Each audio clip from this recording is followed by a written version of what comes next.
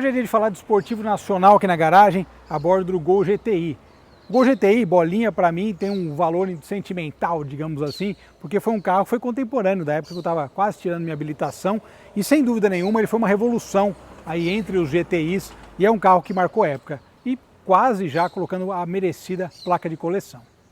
Saudações pessoal, hoje é dia de falar de Gol GTI na garagem. Pô, Gol GTI sem dúvida nenhuma, como eu falei na cabeça do vídeo, é um dos carros que eu mais gosto, porque justamente foi um esportivo contemporâneo, né? Eu tirei a minha habilitação em 97 e esse Gol saiu em 95, então era um Gol novo, um Gol renovado e claro, GTI, sonho de consumo, né? Porque na época estava no colegial, tinha lá os quadrados que eram bem legais, mas quando saiu bolinha eu falei, cara, que carro lindo. E uma das mudanças bem radicais, importantes, né, que ocorreram, foi o coeficiente aerodinâmico que diminuiu para 0,34, um dos menores do mercado naquela época. Essa carroceria em especial, na minha opinião, ela tem um desenho muito bonito, especialmente na versão GTI. Eu até comentei isso numa matéria, eu acho que o GTS, ele meio que se perdeu com o TSI. O TSI é um carro legal, uma versão bacana, mas esteticamente ele não tem tantos diferenciais e mecanicamente também não. Então acho que a versão TSI acabou perdendo um pouquinho daquele brilho que o GTS tinha, mas o GTI não.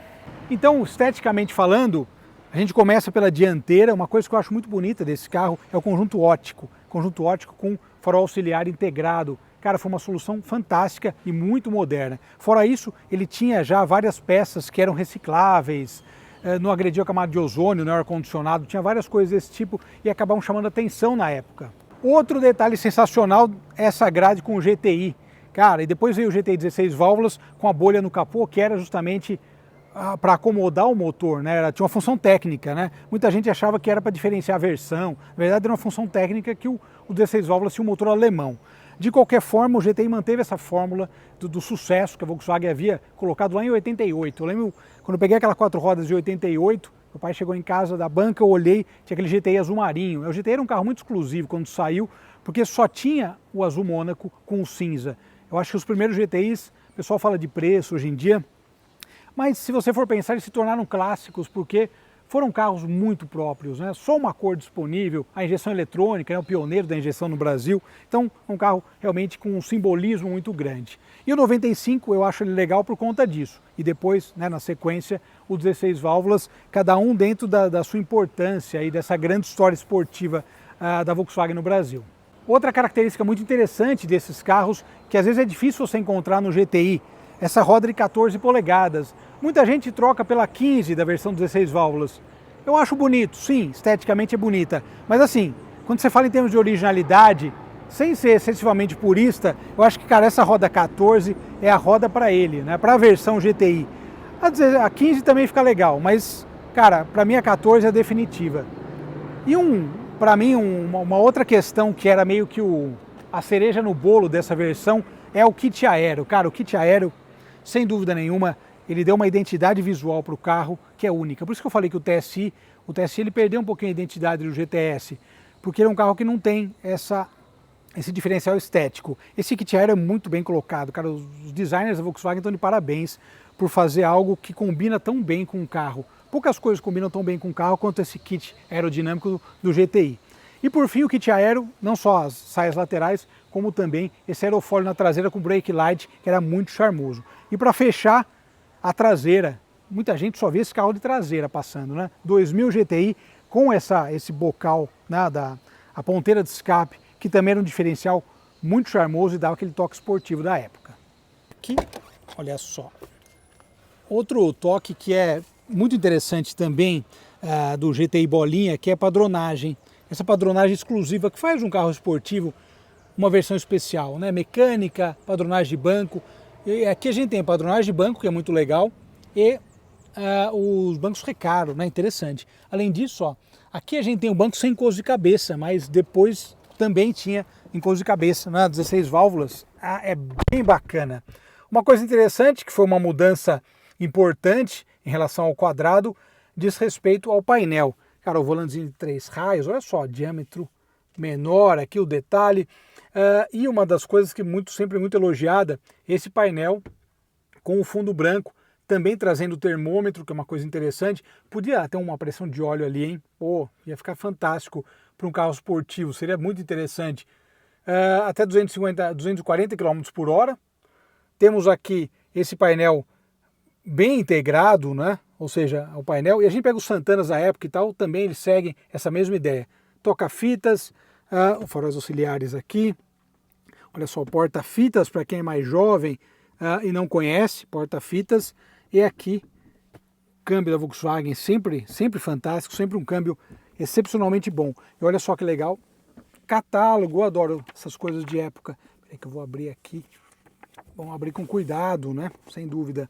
Esses catálogos de época são legais. Olha o catálogo do GTI. Esse azul, para quem lembra, a Quatro Rodas fez um comparativo do GTI azul com o Corsa GSI amarelo. Olha só que legal. Gol GTI, ao invés de andar atrás de coisas novas, ande na frente. Fantástico, cara. Muito legal, muito interessante. Realmente uma questão esteticamente, é um carro fantástico, como eu fiz na apresentação. E também, em termos de ergonomia, um carro que trazia também ajustes de banco, trazia um acerto legal em relação também à visibilidade, muito bom. A gente vai ver agora guiando, né? Falar de mecânica e ver guiando, mas esses bancos recargos também têm abas nas laterais, são bem acertadinhos para uma versão especial como essa. E por fim, não menos importante, um motor de 2 litros com 109 cavalos e sem dúvida nenhuma, uma das grandes qualidades também responsáveis pelo bom desempenho do Gol GTI.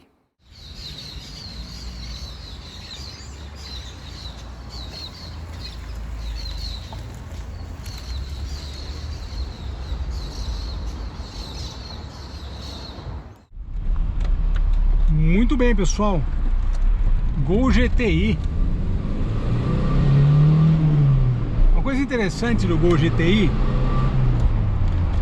especificamente o bolinha, logicamente, assim, eu acho que o Gol GTI, como eu fiz a apresentação e toda, ele nasceu dentro de...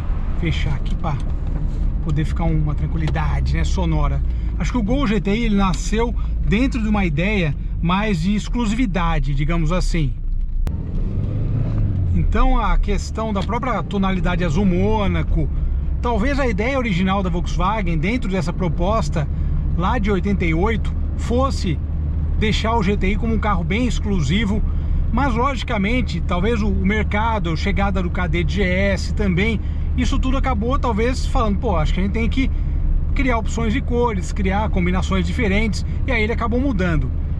E eu acho que assim, o conceito do GTI da primeira fase, sem dúvida que ele é o mais legal de todos os GTIs. Lembrando que a sigla GTI, que surgiu em 74, né, com o Golf na Alemanha, Golf completando 50 anos, ela é bem bacana. Então ele é um conceito que abrange muita coisa, inclusive exclusividade mecânica e tal. Então assim, se você for pensar, se a gente for analisar o Gol GTI aqui dentro do nosso mercado, logicamente o primeiro GTI, o primeiro que eu digo, o 88 até o 94, 93, 94, que é o quadrado, ele é o GTI mais autêntico, pensando em ideia geral de um GTI, porque além dessa diferenciação visual que eu comentei há pouco e que esse carro tem também nessa configuração, nessa versão, ele traz a questão de ter, por exemplo, Cadron, ou seja, isso tudo logicamente é um contexto que envolve várias coisas. Então, por exemplo, você fala, pô, já tinha aqui esse carro 95, eu já li comentários sobre esse. Eu acho legal, tem a parte estética e tal, mas ele não tem ronco. Daí você vai ver o que vai mudando, Proconv e tal, e justamente isso aí vai meio que deixando os carros um pouco mais amarrados, né? No sentido de proibição, ó, pô, não pode ter um ronco aqui, não pode ter uma coisa ali. Eu acho que essa questão do GTI bolinha é exatamente isso. Ele é um carro legal, mas lógico que falta um toque de ronco, né? Se tivesse um Cadron aqui, ficaria sensacional, seguindo a mesma lógica do primeiro GTI.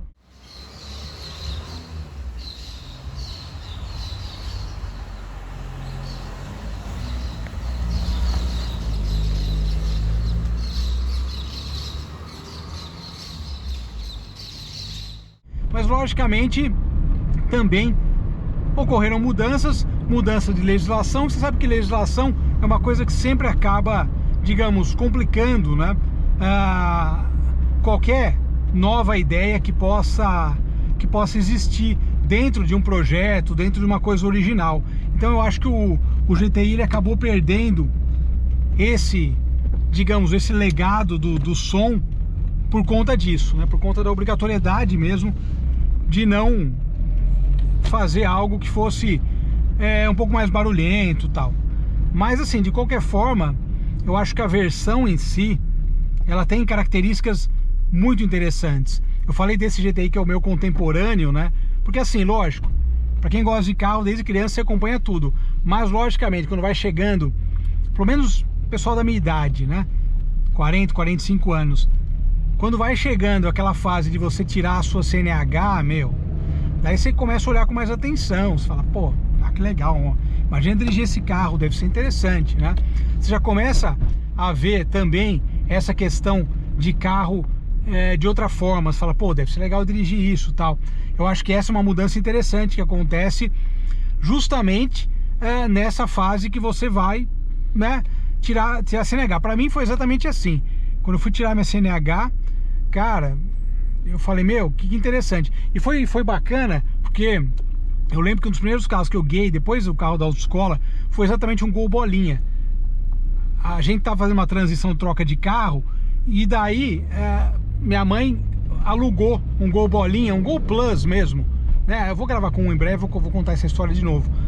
E eu lembro e falei, cara, puta, primeiro carro que eu vou guiar assim, né? Sozinho, enfim, no começo nem era sozinho, né? Meu irmão é comigo, mas é engraçado, cara. E era demais, aquele Gol Plus parecia que tinha 300 cavalos, cara, era um negócio de doido. O GTI, então, imagina, dirigir um carro com 109 cavalos, ia ser algo fora do comum.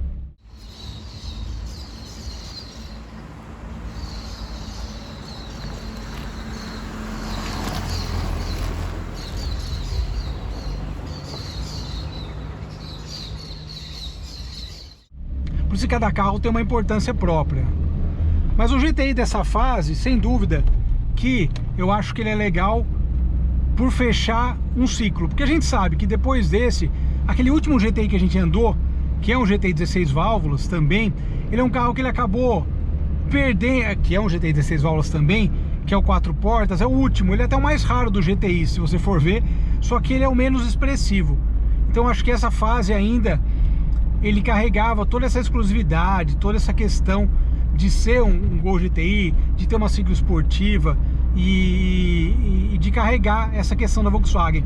Uma característica que sempre foi apontada pelas revistas da época foi a aderência dele em pista, estabilidade, aderência lateral muito boa e um carro muito elogiado pela estabilidade, além do coeficiente aerodinâmico que eu já citei.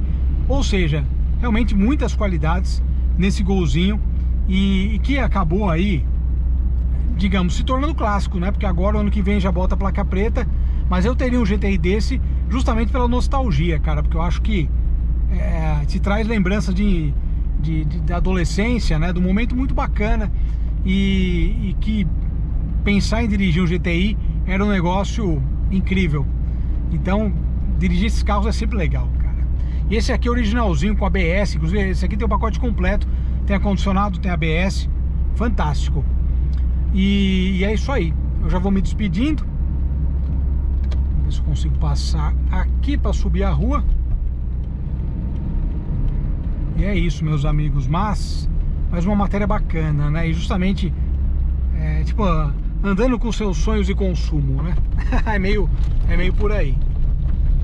Muito bem. Obrigado pela audiência. Cara, um Gol 2.0, né? Comanda bem.